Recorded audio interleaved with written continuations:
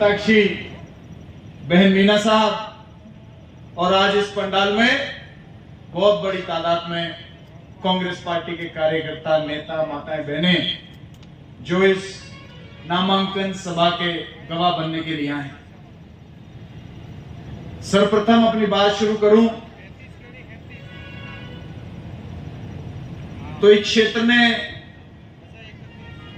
एक चुना हुआ विधायक खोया स्वर्गीय अमृतलाल जी को मैं नमन करता हूं। वो जहां भी होंगे हमसे बेहतर जगह पर होंगे, लेकिन जीवन और मरण किसी इंसान के, सरकार के हाथ में नहीं होता। जब ऊपर वाला भेजता है तो वो सांसें दे के भेजता है, और जिस दिन वो बंद होनी होती है तो अलग अलग बहाने बन जाते हैं।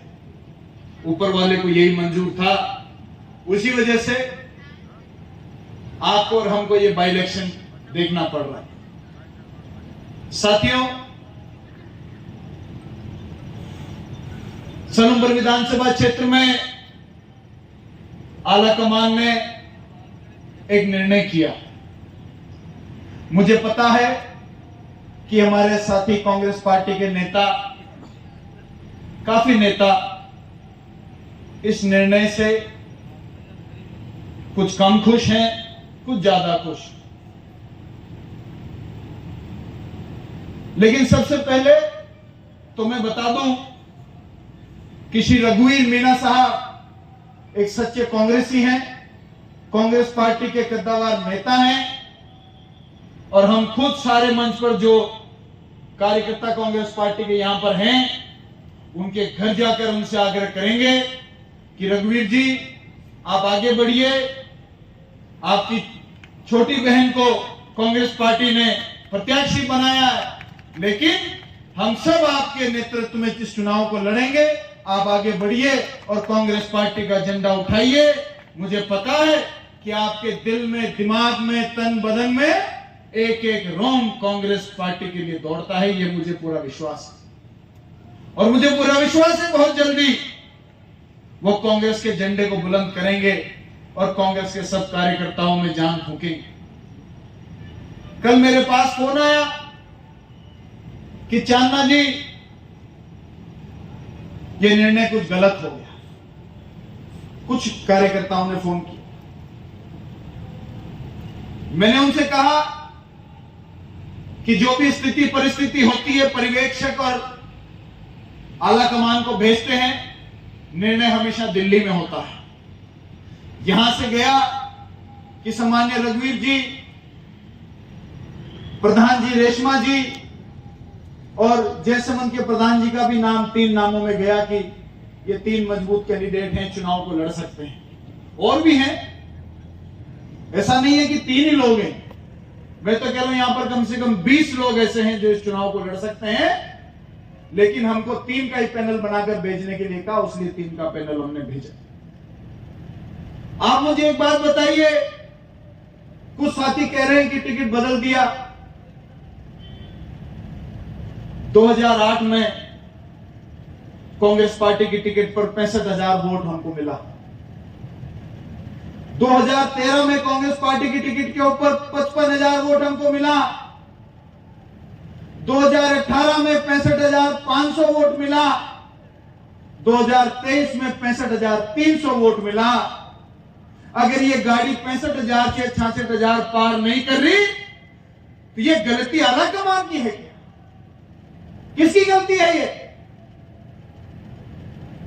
बताइए। यहां हमारे सारे साथी, ये क्या आला कमान की गलती है कि 65,000 से वोट हमारा 4 चुनाव से ऊपर नहीं गया? 3 बार लगातार कांग्रेस पार्टी को हार का मुंह देखना पड़ा। ये क्या कांग्रेस आला कमान की गलती है? किसकी गलती? हम सबकी मेहनत में कहीं ना कहीं कोई कमी रही, उसमें मैं भी शामिल हूं, आप भी शामिल हो। हम सबकी मेहनत में कमी रही और उस मजबूरनवश आला कमान को यह फैसला लेना पड़ा। तो आला कमान को नहीं कोसे, अगर कोई कमी निकालनी है तो हम हमारे अपने आप के अंदर कमी निकालें कि हमारे अंदर क्या कमी थी कि जो 4 चुनाव से 65,000 से वोट ऊपर नहीं गया, 3 चुनाव से लगातार चुनाव कांग्रेस पार्टी हार रही है। कांग्रेस पार्टी और भारतीय जनता पार्टी के बीच में मुख्य चुनाव राजस्थान के अंदर होता है, और जिस पार्टी को जीत प्राप्त होती है उसका कार्यकर्ता ढोल नगाड़े के ऊपर नाचता है, और जिस पार्टी की मेहनत करने के बाद भी हार हो जाती है उसका कार्यकर्ता मायूस होकर अपने घर जाता है। लगातार कांग्रेस पार्टी का कार्यकर्ता मायूस क्यों हो? क्या इसके ऊपर आला कमान को सोचने की जरूरत नहीं है? क्या इसके ऊपर कोई ना कोई फैसला करने का उनको अधिकार नहीं है?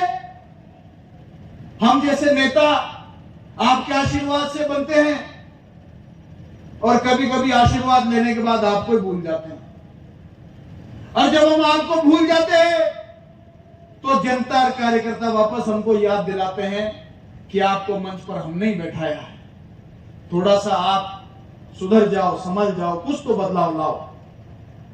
और उसको हमको सीखना चाहिए। निरंतर 6 नंबर विधानसभा में कांग्रेस कार्यकर्ता का मेहनत का अनादर होता रहा। क्यों? क्या भारतीय जनता पार्टी के कार्यकर्ता के 4 हाथ हैं और हमारे 2 हैं? क्या हमारे को भगवान ने 2 पैर दिए और भारतीय जनता पार्टी के कार्यकर्ताओं को क्या 4 पैर दिए हैं? क्यों जीत रहे हैं वो 3 बार से? क्या हमारे में दम नहीं है कि हम अपने गांव में, अपनी ढाणी में, अपने फड़ी में, अपने बूथ पे, अपने वार्ड के अंदर कांग्रेस के झंडे को बुलंद कर सके? ऐसी कौन सी कमी हमारे अंदर? क्यों होता सके?